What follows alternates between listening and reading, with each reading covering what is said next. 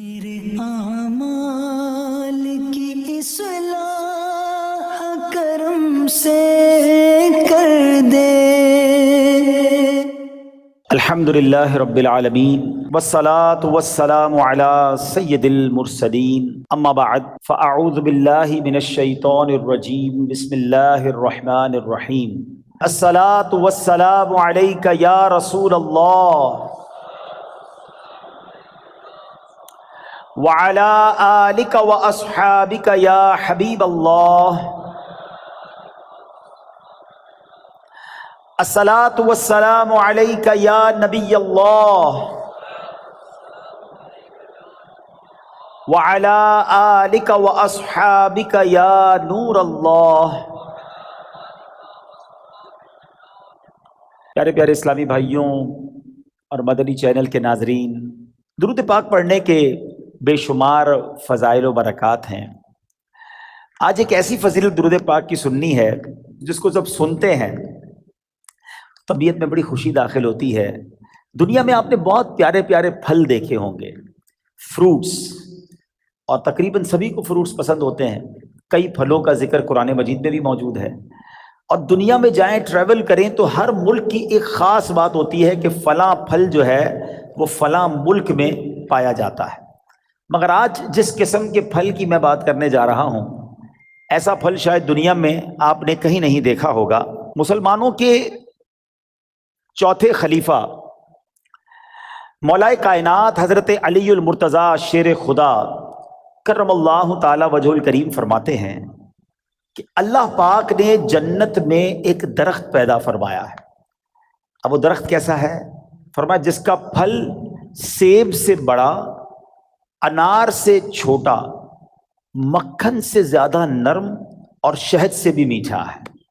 Size بھی بتائی گئی، نرم کیسا ہے اور ذائقہ کیسا ہے، اور سبحان اللہ خوشبو کیسی، فرمایا مشک سے بھی زیادہ خوشبودار ہے۔ پھل میں یہی تو دیکھا جاتا ہے نا، ذائقہ کیسا ہے، اس کی سافٹنس، اور پھر اس کے بعد جو ہے اس کی خوشبو کیسی ہے۔ تو اب یہ ملے گا کس کو؟ لیکن فرماتے ہیں درخت ایسا ہے کہ اس کی شاخیں تر موتیوں کی ہیں، تنے سونے کے ہیں، اور پتے زبرجد کے ہیں۔ آئے ہائے، یہ درخت بھی دیکھنے والا، پھل بھی دیکھنے والا، منہ میں پانی آ رہا ہے۔ اب ملے گا کس کو؟ سنو، مولا علی شیر خدا کرم اللہ تعالی وجہ الکریم فرماتے ہیں اس درخت کا پھل وہی کھا سکے گا جو نبی پاک صلی اللہ تعالی علیہ وسلم پر کثرت سے درود پاک پڑھنے والا ہوگا۔ آئے ہائے ہائے، سبحان اللہ سبحان اللہ۔ یہ ہے درود پاک، وہ تو نہایت سستا سودا بیچ رہے ہیں جنت کا، وہ تو نہایت سستا سودا بیچ رہے ہیں جنت کا، ہم مفلس کیا مول چکائیں اپنا ہاتھ ہی خالی ہے۔ اللہ اکبر، درود پاک تو جنت میں لے جانے والا وظیفہ ہے۔ بلکہ میں ایک بات کہوں کہ ذرا ایک بار کبھی اکیلے میں بیٹھ کر اگر آپ سے میں سوال کروں کہ آپ کیا چاہتے ہیں، آپ کی ڈیزائرز کیا ہیں، آپ کی خواہشیں کیا ہیں، نوٹ کریں۔ دنیا میں کیا چاہیے ایک مسلمان کی حیثیت سے؟ مرتے وقت آپ کیا چاہتے ہیں؟ اچھا، قبر میں کیا چاہتے ہیں؟ اور جب محشر کے دن اٹھیں تو وہاں آپ کیا چاہتے ہیں؟ ایک بار لکھ لیں اس کو۔ اب میں آپ کو کئی حدیثوں کا نچوڑ پیش کرنے جا رہا ہوں، بہت ساری حدیثیں ہیں، اس کا عطر پیش کر رہا ہوں، اور غور سے سنتے جائیے، اور ہو سکے تو ہر جملے کے بعد سبحان اللہ کہتے جائیے، طبیعت ہری بھری ہو جائے گی۔ اگر آپ چاہتے ہیں کہ آپ کے کاروبار میں رزق میں برکت ہو جائے تو درود پاک پڑھیے۔ آپ چاہتے ہیں آپ کی بیماری دور ہو جائے، آپ درود پاک پڑھیے۔ آپ چاہتے ہیں آپ کی ٹینشن دور ہو جائے، آپ درود پاک پڑھیے۔ آپ چاہتے ہیں آپ کی عزت میں اضافہ ہو جائے، آپ درود پاک پڑھیے۔ اور سنیں، آپ چاہتے ہیں مرتے وقت کلمہ نصیب ہو اور نبی پاک کا دیدار ہو جائے، آپ درود پاک پڑھیے۔ آپ چاہتے قبر میں نبی پاک کا جلوہ نصیب ہو جائے، آپ درود پاک پڑھیے۔ سنیے، محشر کے دن نبی پاک کے پرچم تلے اٹھنا چاہتے ہیں تو درود پاک پڑھیے۔ آقا کے پیچھے پیچھے جنت میں جانا چاہتے ہیں تو درود پاک پڑھیے۔ اور سنو سنو، نبی پاک کا دیدار کرنا چاہتے ہیں تو درود پاک پڑھیے۔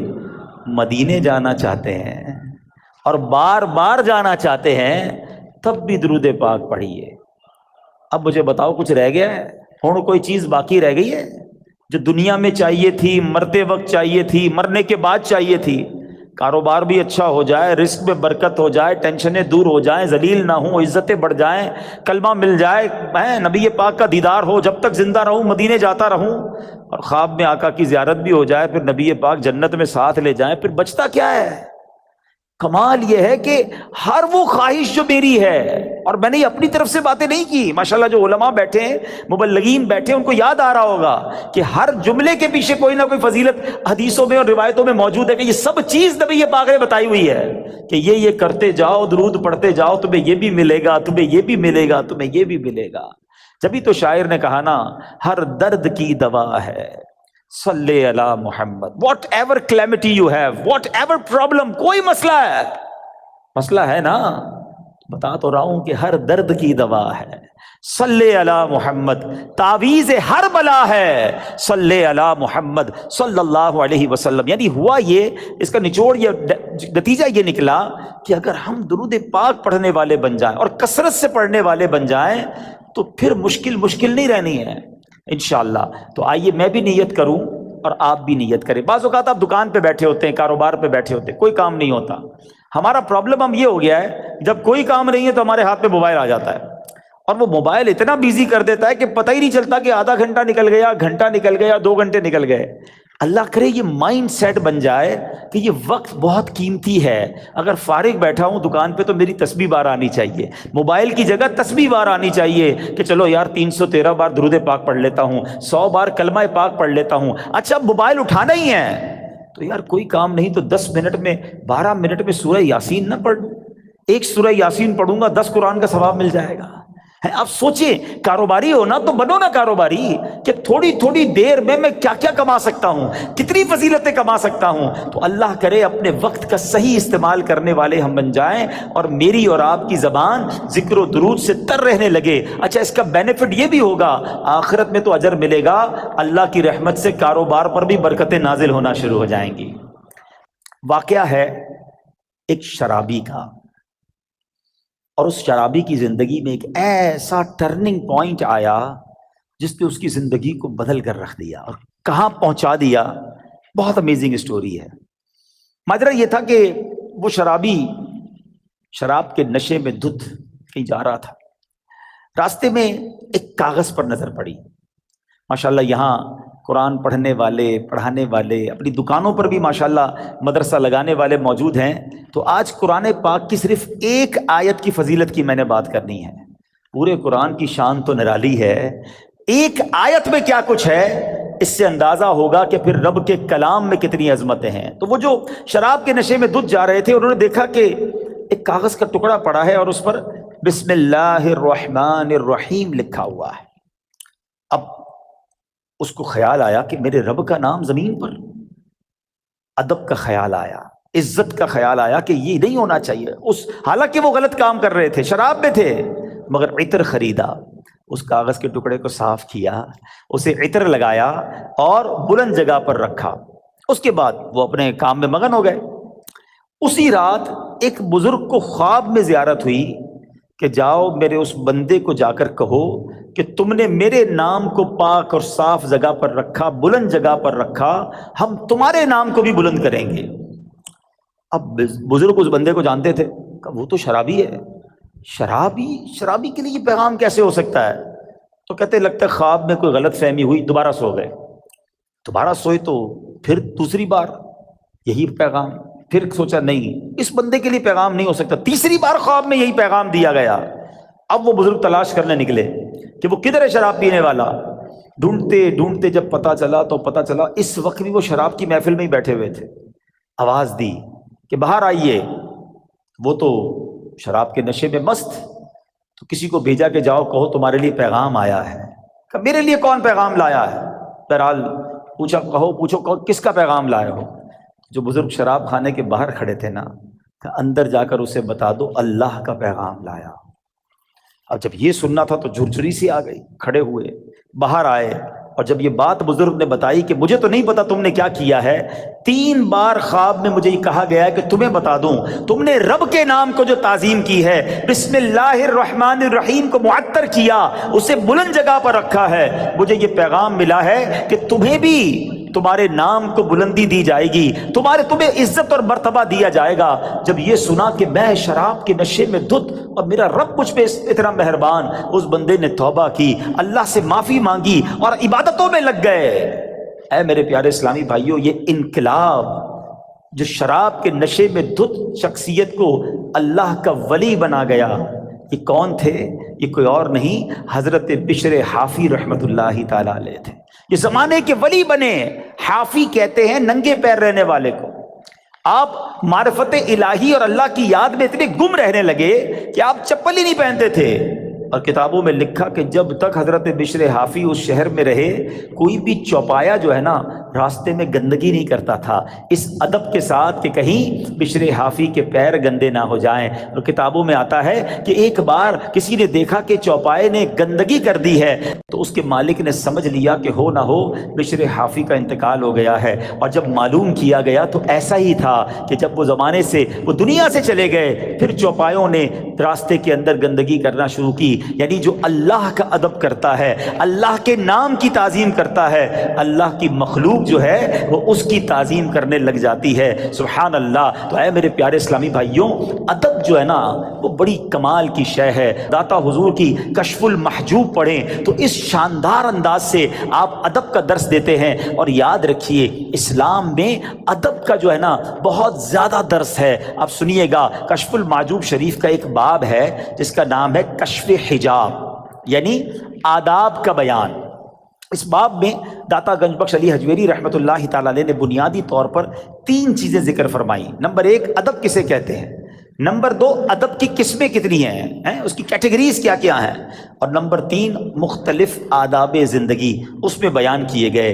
اور سبحان اللہ، داتا گنج بخش جو ہے ادب کی اہمیت بیان کرتے ہوئے فرماتے ہیں کہ ہر شخص کے لیے اس کے مقام کے مطابق علیحدہ آداب ہیں۔ مروت، سنت اور عزت کی حفاظت ادب ہی کے ذریعے ہوتی ہے۔ اور پھر آپ نے قرآن پاک کی آیت جو ہمیں درس دیتی ہے، آپ نے وہاں پر تحریر فرمائی۔ سبحان اللہ، اللہ قرآن میں کیا فرماتا ہے؟ یا ایھا الذین آمنوا قوا انفسکم واہلیکم نارا وقودھا الناس والحجارہ۔ اللہ قرآن میں فرماتا ہے اے ایمان والو، اپنی جانوں اور اپنے گھر والوں کو اس آگ سے بچاؤ جس کے ایندھن آدمی اور پتھر ہیں۔ اب بچانے کا طریقہ کیا ہے؟ صحابی رسول سلطان المفسرین حضرت عبداللہ ابن عباس رضی اللہ تعالیٰ عنہ اس آیت کریمہ کی تفسیر میں فرماتے ہیں ای فقہوہم وادبوہم، یعنی اے ایمان والو، تم پر لازم ہے کہ خود کو بھی اور اپنے اہل خانہ یعنی اپنی فیملی کو بھی جہنم کی آگ سے بچاؤ۔ مگر یہ ہوگا کیسے؟ تم کس طرح خود کو اور اہل خانہ کو آگ سے بچا سکتے ہو؟ اس کا طریقہ یہ ہے فقہوہم، خود بھی علم دین سیکھو، دین کی علم حاصل کرو، اپنی فیملی کو، اپنے بچوں کو بھی دین کی سمجھ عطا کرو۔ ادبوہم، خود بھی ادب یعنی مینر سیکھو اور اپنی فیملی کو، اپنے بچوں کو بھی آداب سکھاؤ، اور یہ ہے طریقہ جہنم کی آگ سے بچنے کا۔ تو پتہ چلا کہ ادب کا کتنا بڑا مقام ہے۔ مسلمانوں کی پیاری امی جان حضرت عائشہ صدیقہ طیبہ طاہرہ رضی اللہ تعالی عنہا سے روایت ہے، اللہ پاک کے آخری نبی مکی مدنی رسول ہاشمی صلی اللہ تعالی علیہ وسلم نے فرمایا بچے کا اپنے باپ پر حق ہے کہ وہ اس کا اچھا نام رکھے اور اچھے آداب سکھائے۔ بادب بانصیب، ہمیشہ یاد رکھیں، بادب بانصیب اور بے ادب بد نصیب۔ اور مفسرین کرام سبحان اللہ ہماری تربیت فرماتے ہیں کہ اللہ پاک نے حضرت موسیٰ علیہ السلام جب کوہ طور پر آئے تھے، حاضر ہوئے تھے، تو کیا فرمایا؟ اللہ نے قرآن میں حضرت موسیٰ سے کیا فرمایا؟ بے شک میں تیرا رب ہوں تو اپنے جوتے اتار ڈال، بے شک تو پاک جنگل طوا میں ہے۔ اس کی تفسیر میں مفسرین نے لکھا کہ اللہ پاک نے جو حضرت موسیٰ علیہ السلام کو جوتے اتارنے کا حکم دیا، اس کی وجہ یہ تھی کہ بادشاہوں کے دربار میں جوتے اتار کر حاضر ہونا یہ ادب کا انداز ہے، اور خدا تو احکم الحاکمین ہے۔ تو حضرت موسیٰ اللہ کی بارگاہ میں وادی طویٰ میں جا رہے ہیں، لہٰذا حکم ہوا کہ اے موسیٰ اپنے رب کریم اور اس بابرکت وادی کے ادب میں نالین شریف اتار دیجئے۔ تو پتہ چلا ادب کا درس اللہ کریم کی طرف سے قرآن پاک میں جا بجا موجود ہے۔ اور سنیے، حضرت جلال بصری رحمۃ اللہ تعالی علیہ فرماتے ہیں ایمان کا تقاضا یہ ہے کہ بندہ شریعت پر عمل کرے، لہٰذا جو شریعت نہیں جانتا وہ کامل ایمان والا نہیں، اور شریعت ادب سکھاتی ہے، تو جو ادب نہیں جانتا اس کا ایمان کامل نہیں۔ سیدی اعلیٰ حضرت امام عشق و محبت کیا فرماتے ہیں؟ لا دین لمن لا ادب لا۔ اعلیٰ حضرت کہتے ہیں اس کا دین ہی نہیں ہے جس میں ادب نہیں ہے۔ تو یاد رکھیے، با ادب با نصیب، بے ادب بد نصیب۔ اچھا پھر پرابلم یہ ہے، ادب جو ہے نا وہ صحبت سے بھی آتا ہے۔ با ادب لوگوں کے ساتھ آپ بیٹھیں، آپ کو ان کو بزرگوں میں ادب کرنا نظر آئے گا، اولیاء کی ادب کی بات کریں گے، جب صحابہ اور اہل بیت کی بات کریں گے تو زبان سے بڑے ادب والے الفاظ نکلیں گے۔ مگر آج پرابلم یہ ہے کہ بے ادبوں سے دوستی، بے ادبوں کی باتیں سنتے سنتے زبان بھی بے ادب ہو جاتی ہے۔ تو اے میرے پیارے اسلامی بھائیوں، آج سیدی اعلیٰ حضرت کا یہ پیغام لے جاؤ، لا دین لمن لا ادب لا۔ اس کا دین ہی کمپلیٹ نہیں ہوتا ہے جس کے اندر ادب نہیں ہوتا ہے۔ اور یہی درس داتا حضور داتا گنج بخش علی حجویری رحمۃ اللہ تعالی علیہ کا ہے۔ ہم سب نے یہ نیت کرنی ہے کہ ہمیں صحبت بھی اختیار کرنی ہے، ماحول بھی اختیار کرنا ہے، دوستی بھی کرنی ہے، تو ادب والوں کے ساتھ کرنی ہے، عشق والوں کے ساتھ کرنی ہے، جو اولیاء کا ادب کریں، جو صحابہ کا ادب کریں، جو اہل بیت کا ادب کریں، جو انبیاء کا ادب کریں، اور جو ہمارے آقا جناب رسول اللہ صلی اللہ تعالی علیہ وسلم کا دل و جان سے ادب کریں۔ تو بہرحال اس ایک واقعے میں جہاں ادب کا درس ملا، حضرت بشر حافی کو مقام کیسے مل گیا؟ بظاہر کون سی نماز تھی، کون سا سجدہ تھا، کون سا صدقہ تھا، ادب نے زمانے کا ولی بنا دیا۔ اور بے ادبی جو ہے نا وہ بندے کو تخت سے تختے پر لے آتی ہے، سب برباد ہو جاتا ہے۔ ابلیس شیطان عبادت گزار تھا نا، معلم الملکوت تھا، فرشتوں کا استاد تھا، جنت کا خزانچی تھا، بے ادبی کی نا، حضرت آدم علیہ الصلوۃ والسلام کو سجدہ نہیں کیا، بلکہ بڑے جس کو کہنا کہ تکبرانہ انداز میں کہا کہ میں کیوں سجدہ کروں، انا خیر من، اے اللہ میں اس سے بہتر ہوں، خلقتنی من نار وخلقتہ من طین، تو نے مجھے نار سے آگ سے بنایا، ان کو مٹی سے بنایا ہے۔ بے ادبی، ایک بے ادبی نے عزازیل کو، فرشتوں کے استاد کو ابلیس بنا دیا، مردود قرار دے دیا گیا۔ آج میں اور آپ سوچیں کہ اگر ہماری زبان میں ادب نہیں ہے، ہمارے انداز میں ادب نہیں ہے، تو ہم کہیں مارے نہ جائیں۔ اور ادب کی تعلیم ہمیں اپنے بچوں کو دینی ہے، اپنی فیملی کو دینی ہے۔ تو ایک پہلا درس آج کے بیان سے ادب کا لے کے جانا ہے۔ اور سبحان اللہ، اے اہل سنت والوں تمہیں مبارک ہو، تمہیں کمال کا مسلک اور کمال کی کہتے ہیں نا منہج ملا ہے، خوبصورت راستہ ملا ہے، دین کا کیا خوبصورت حصہ ملا ہے کہ جب بھی آپ عاشقان اہل بیت سے، اہل سنت والوں سے ملتے ہیں نا، سبحان اللہ، وہ صحابہ سے بھی پیار کرتے نظر آئیں گے، وہ اہل بیت سے بھی پیار کرتے نظر آئیں گے، وہ اولیاء سے بھی محبت کی بات کریں گے۔ کچھ لوگ کسی کے پاس جاؤ صحابہ کی بات کرتے ہیں، اہل بیت کی بات نہیں کرتے، کچھ اہل بیت کی بات کریں تو صحابہ کی بات نہیں کرتے۔ اہل سنت والوں تمہارا بیڑا پار ہے، اور کیوں نہ ان ہستیوں سے ہم پیار کریں، کیونکہ یہ راستہ تو نبی پاک نے ہمیں دکھایا ہے۔ سبحان اللہ، میرے آقا نبی پاک علیہ الصلوۃ والسلام اپنے صحابہ کے بارے میں کیا فرماتے ہیں؟